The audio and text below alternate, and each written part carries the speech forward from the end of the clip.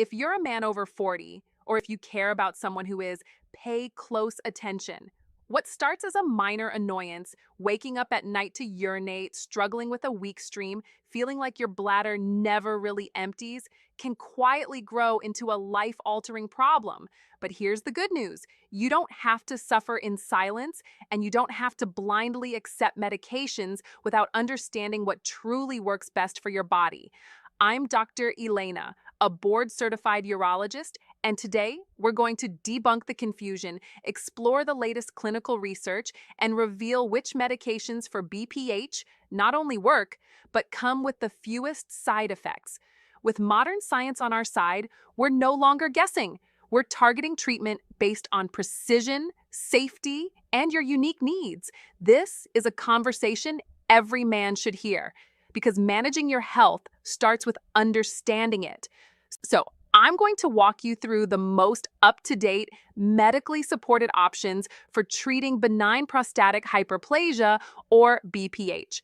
We'll focus particularly on medications, especially the ones that science now suggests strike the best balance between efficacy and safety. Welcome to this channel dedicated to men's health. Here, you'll find trustworthy, evidence-based, and peer-reviewed information designed to help you take control of your well-being. Because this channel is all about you, I'd love your input. As a urology and men's health expert, my goal is to create content that truly benefits you. So let me know which type of videos you'd like to see more of. Option A, urology-focused topics like erections, prostate health, and bladder issues. Option B, relationships and communication, including trust, intimacy, and anxiety. Option C, lifestyle boosters such as diet, sleep, exercise, and supplements. Or option D, sexual psychology and techniques, including confidence and intimacy. Share your choice in the comments. Now, let's get started on today's topic. Let's begin by understanding what BPH actually is. It's a non-cancerous enlargement of the prostate gland, a walnut-sized organ located just below the bladder in men. As the prostate grows, often as part of the natural aging process, it begins to compress the urethra, the tube responsible for carrying urine out of the body.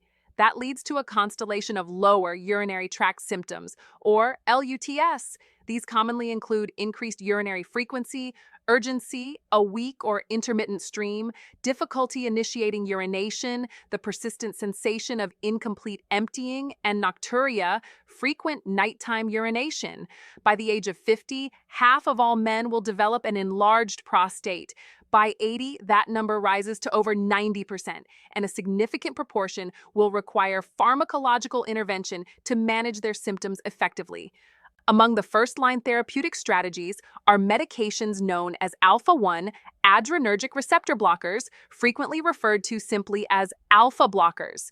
Their primary mechanism of action involves the relaxation of smooth muscles in the prostate and bladder neck, reducing resistance to urinary flow and alleviating symptoms. But not all alpha blockers are the same, and understanding which one is most appropriate for a given patient relies on a combination of medical evidence and clinical judgment. Thanks to recent advancements in comparative medicine, we now have robust data to guide those choices. A comprehensive network meta-analysis looked at data compiled from 22 randomized controlled trials, encompassing over 3,000 men diagnosed with BPH. This type of analysis allows for the simultaneous comparison of multiple treatment options, even in the absence of direct head-to-head studies. The goal was to determine which alpha blockers work best and with the fewest complications.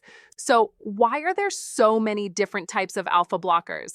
The answer lies in receptor subtype specificity. There are multiple alpha-1 receptor subtypes, namely 1A, 1B, and 1D, each distributed differently across tissues. The alpha-1A and 1D receptors are particularly abundant in the prostate and bladder muscles, while 1B is found predominantly in blood vessels. This diversity helps explain the different side effect profiles and therapeutic efficacy of each medication. Medications such as Tamsulosin and Silodosin are known as uroselective alpha blockers because of their high affinity for the alpha-1A and alpha-1D subtypes. Their targeted action improves urinary symptoms with relatively fewer cardiovascular side effects. Another highly selective medication, naftopedil, shows promising results, particularly in targeting alpha-1D, though currently it's only available in Japan. In contrast, medications such as Doxazosin, Terazosin, and Alfuzosin are less selective, affecting both the lower urinary tract and vascular system. As a result, while effective in relieving urinary symptoms, these agents more commonly lead to side effects like dizziness, hypotension, or even fainting, particularly in older adults or those taking other antihypertensives. In the meta-analysis, Tamsulosin 0.4 milligrams was found to be the most effective at reducing symptom severity based on the International Prostate Symptom Score, EPSS. It also demonstrated the greatest impact on post-void residual volume PVR, a critical measure of how much urine remains in the bladder after voiding, improving overall bladder emptying. It had the most significant improvement in urinary flow rate, Qmax, as well. For men who do not respond adequately to Tamsulosin, other agents may offer better relief depending on individual symptoms. For instance, if urine flow rate is the main concern, Terazosin might be a beneficial alternative. If incomplete emptying is more troublesome, Doxazosin could be more effective, albeit with a higher likelihood of side effects. Now, let's talk about those potential side effects, which are equally crucial in guiding treatment decisions. These may include dizziness and lightheadedness, especially when standing, a condition known as orthostatic hypotension, fatigue or shortness of breath, headaches, retrograde ejaculation, or reduced ejaculatory volume, a rare condition called floppy iris syndrome, which can complicate cataract surgery, falls particularly in older adults due to blood pressure changes. For those especially concerned about ejaculatory side effects, often younger men or those sexually active with partners, Alfuzosin has shown the lowest rate of ejaculatory dysfunction, around 0.6%. In comparison, Silodosin carries up to a 20% risk of retrograde ejaculation. If your patient also has hypertension, the less selective agents might offer a dual benefit. Doxazosin and Terazosin are both FDA approved for treating high blood pressure and BPH. However, as mentioned, this dual action comes at the cost of more vascular side effects.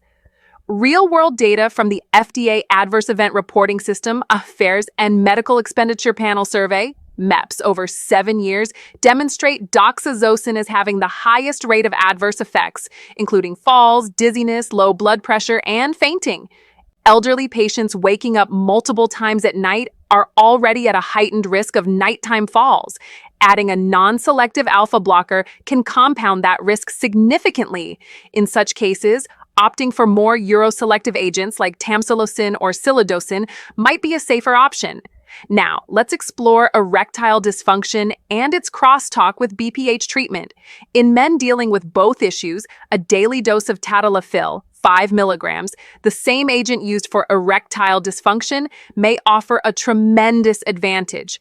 Tadalafil is FDA approved for both BPH and ED, making it a convenient dual-purpose therapy. It works through a different mechanism, phosphodiesterase 5 inhibition, which improves blood flow, both to the prostate and penile tissue. Interestingly, naftopedil, though not available in the US, showed a statistically significant improvement in erectile function in preliminary studies, pointing toward its potential vascular benefits. Its unique receptor profile may allow better preservation of sexual function while still reducing urinary symptoms.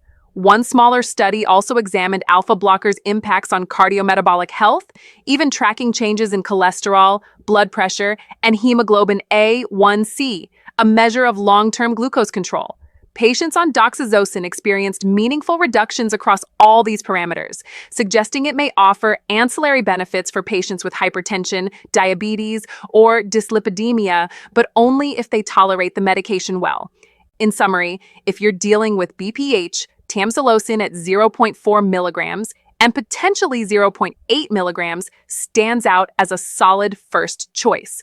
It's effective, well-tolerated, and minimally disruptive to daily functioning. However, depending on your individual health profile, whether you're experiencing low ejaculate volume, blood pressure instability, or sexual dysfunction, a different medication might be better suited to your needs. Work closely with your physician to monitor your response, track any side effects, and pivot medication strategies as needed.